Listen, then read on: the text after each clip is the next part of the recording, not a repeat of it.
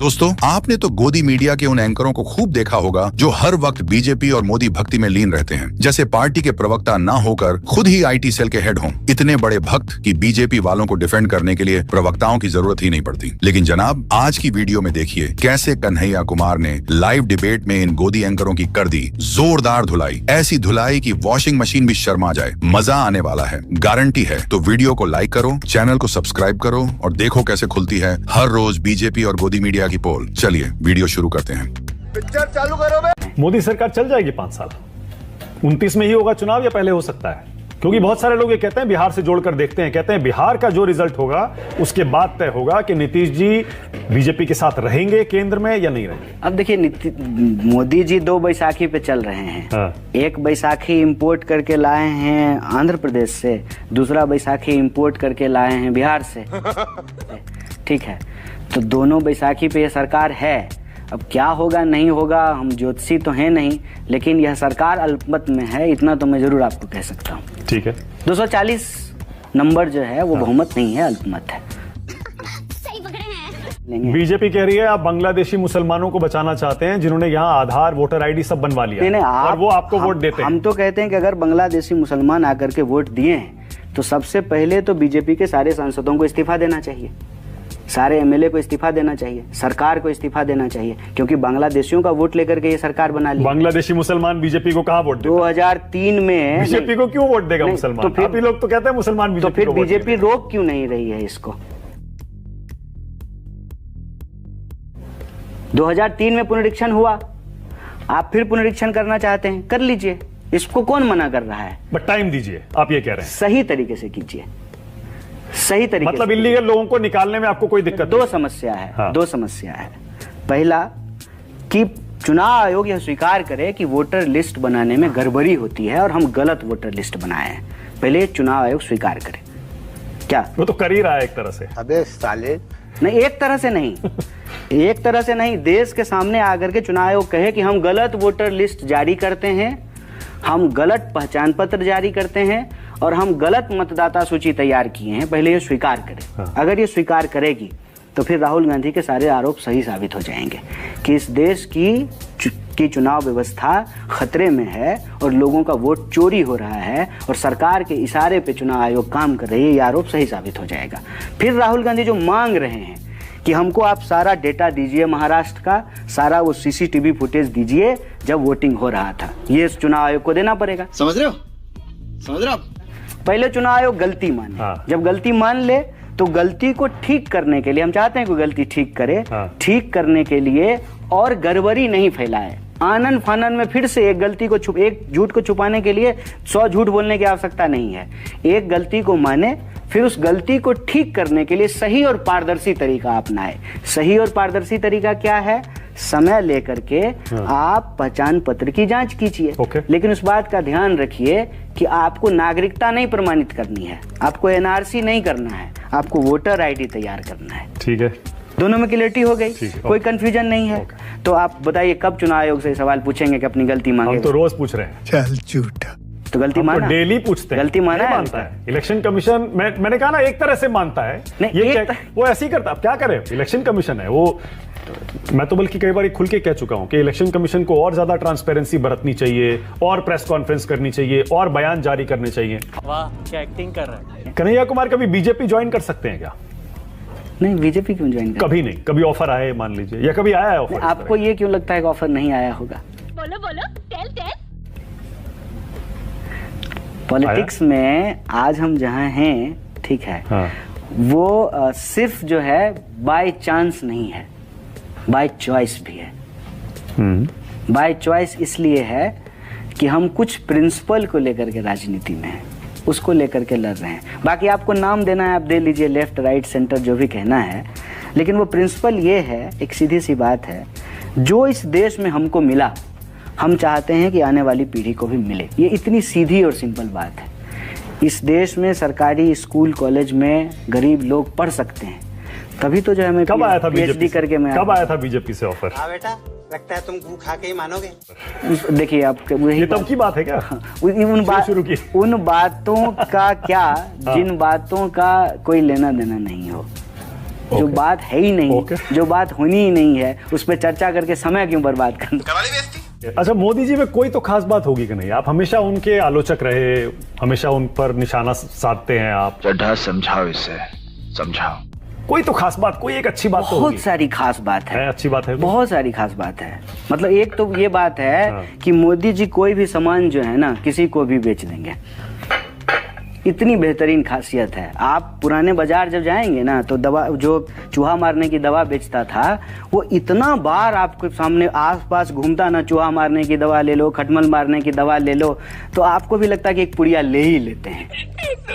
वाह मोदी जी, वाह वाह, ये क्वालिटी है मोदी जी में। पर बार बार क्यों ले रहे हैं फिर? क्यों नहीं लेंगे? एक बार क्यों लेते हैं? पुड़िया पुड़िया बार बार ले रहे हैं लोग। बेचने वाले की क्वालिटी है, और खाली मोदी जी अकेले थोड़ी बेचते हैं। कितना सहयोग करती है इस देश की टीवी मीडिया, 24 घंटा उनकी बात को फैलाती है, उनका सामान बिकता है। कैसी लगी आगे स्वाद? देखो आजकल आपको दिक्कत हो रही चढ़ने में। नहीं नहीं, मुझे चढ़ने में दिक्कत नहीं हो रही है। क्यों? तो फिर काहे के लिए दिक्कत आई? इतना खबर बनवा दिए आप कहाँ पे? पूरे देश भर में कि राहुल गांधी जी मंच पे चढ़ाए नहीं आपको। नहीं, मंच कहाँ था? अब वो जो गाड़ी थी, वो जो बना था, जो भी था, ट्रक मेरे लिए पीछे अलग से जो है भैंसिया तैयार हो रही थी। और मैंने कहा था आपसे, पानी से निकल ही नहीं रही थी। हाँ, देरी हो गया उसमें। मैं कह रहा था आपसे। मैं उस दिन जो है ना ट्रक पे चढ़ने के लिए नहीं आया था, सड़क पे उतरने के लिए आया था। क्या बात है? अब बार बार मीडिया जो है फालतू सवाल पूछती है, तो इसका यही फालतू जवाब देना पड़ेगा कि मेरे लिए विशेष भैंसी का इंतजाम किया गया था।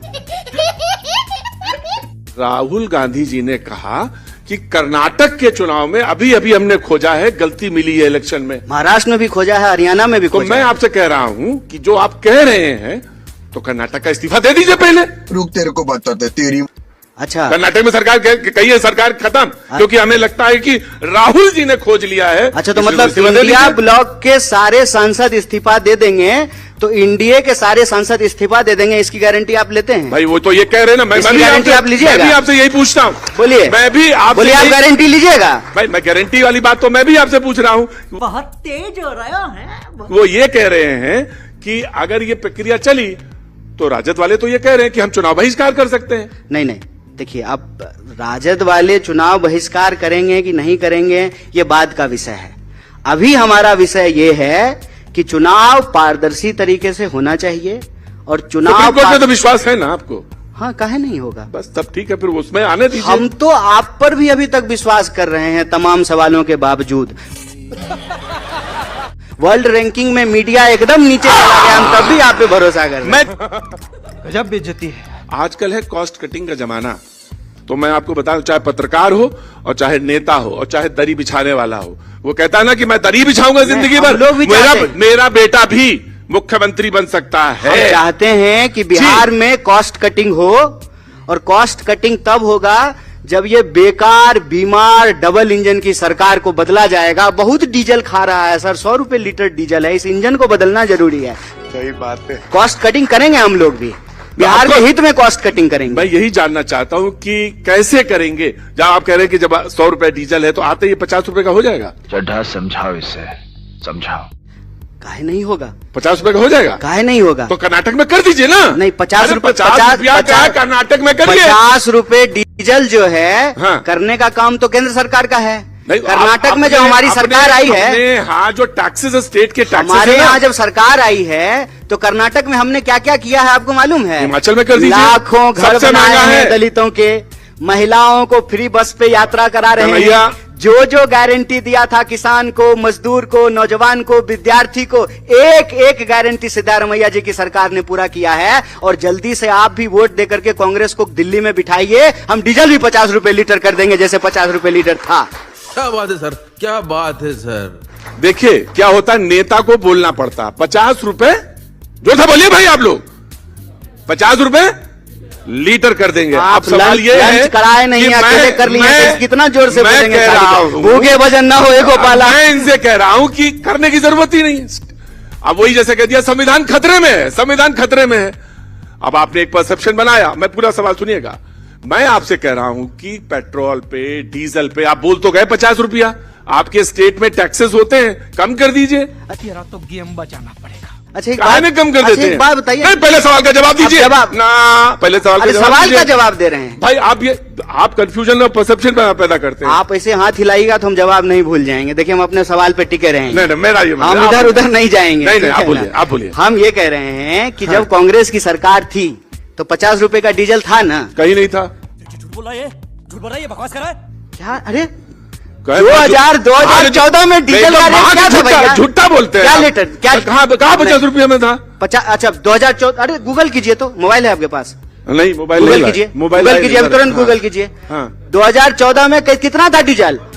आप जोर से बोलिए, देखिए जनता का आवाज निकलेगा। एलपीजी कितने का था? सुने सुना, मैंने सुना। तो भारी मिस्टेक हो गया सर, एकदम ब्लंडर हो गया। अभी देश के प्रधानमंत्री कहाँ हैं? अब मैं आपसे ब्रिटेन गए हैं जरूरत पे? लंदन गए हैं। हाँ। बताइए, जब अपने ही देश के प्रधानमंत्री अपने ही देश में आते हैं तो नेटवर्क 18 पे ब्रेकिंग न्यूज चलता है, प्रधानमंत्री देश पधारे। अरे भाई, आप भी प्रधानमंत्री देश पधारे, कितना सुंदर है वो। आप ऐसे आप भी कार्य करिए, आप भी ऐसे कर्म करिए, इस देश पे आइए। हम भी आपका भी चलेगा। अच्छा, आप कहीं नहीं चला रहे? आप ये कह रहे हैं कि हम भी प्रधानमंत्री की तरह बास्को डिगामा हो जाएं, हमेशा फ्लाइट मोड पे रहें, घूमते रहें, आप भागते रहें। जब भी पार्लियामेंट चले, सेशन में जब भी सवाल पूछा जाए तो भाग जाएं। इसीलिए हमने कहा कि प्रधानमंत्री जी जो है एक नया शब्द चलन में लेकर के आए हैं और ये इनकी पुरानी आदत है। अगर भगोरागिरी समझते हैं, भगोरागिरी अगर खेल होता तो साहेब वर्ल्ड चैंपियन होते, मैं ये कहना चाहता हूँ। अच्छा, आपके राहुल जी तो कहीं जाते नहीं है? जाते हैं। कहाँ जाते हैं, नाम बताइए। तो राहुल जी प्रधानमंत्री हैं। राहुल जी को प्रधानमंत्री बना दीजिए। तुम पार्लियामेंट में खड़ा होकर के देश के सवालों का जवाब दें। ये होता है दोहरा बात। क्या बोला तूने?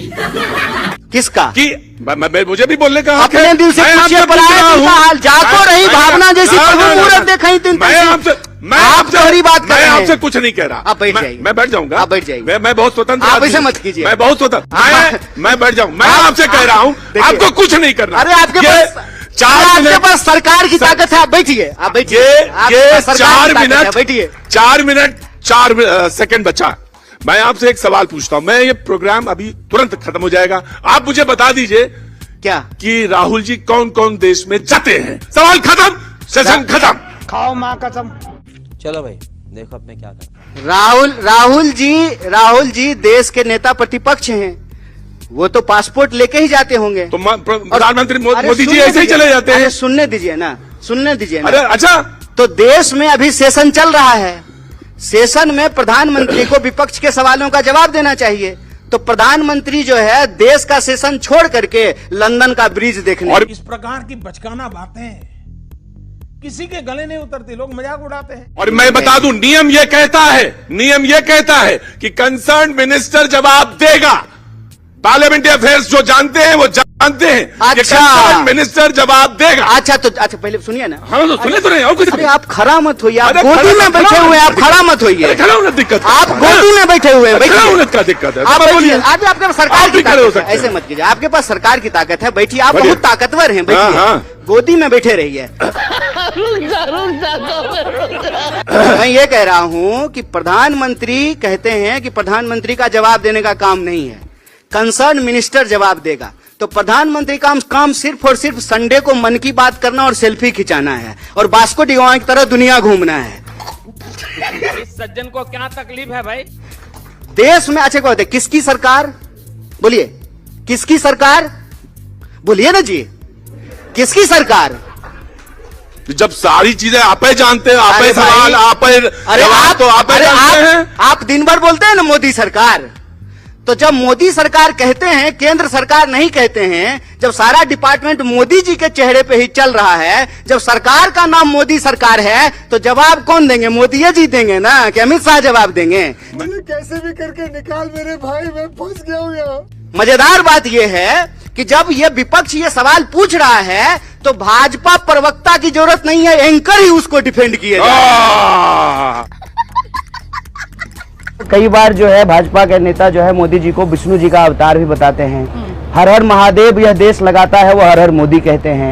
तो इस देश के हिंदू धर्म का अपमान करना, इस देश की संस्कृति का अपमान करना, इस देश के लोकतंत्र की जो है हत्या करना, लोगों के ऊपर तानाशाही थोपना, और जितने भी मुंगेरी लाल के हसीन सपने दिखाए गए थे, अच्छा दिन, 15 लाख आपके खाते में आएगा, हर साल 2 करोड़ नौकरी मिलेगी, महंगाई कम होगी, आप ही बता दीजिए। 450 का मुझे बताइए कि भाई सनातन विरोधी तो आपको कहा जा रहा है, और यहाँ जहाँ आप चुनाव लड़ने के लिए आए हैं, यहाँ पर आपके साथ जो घटना घटी है, उस घटना को आप कैसे देखते हैं? गड्ढा समझाओ इसे, समझाओ। ये कायरतापूर्ण बात है। आपने सबसे पहले उत्तर पूर्वी दिल्ली की जनता के व्हाट्सएप पे नकली वीडियो घुमाया। आप 10 साल से सरकार चला रहे हैं। ये बीजेपी की साजिश थी। बिल्कुल साजिश है। अगर हमने गलती की, और आपने भी अपने ओपनिंग रिमार्क में यही बात बोला, हाँ। टुकड़े टुकड़े, तो मीडिया भी जो बिकी हुई है वो ये नैरेटिव चला रही है।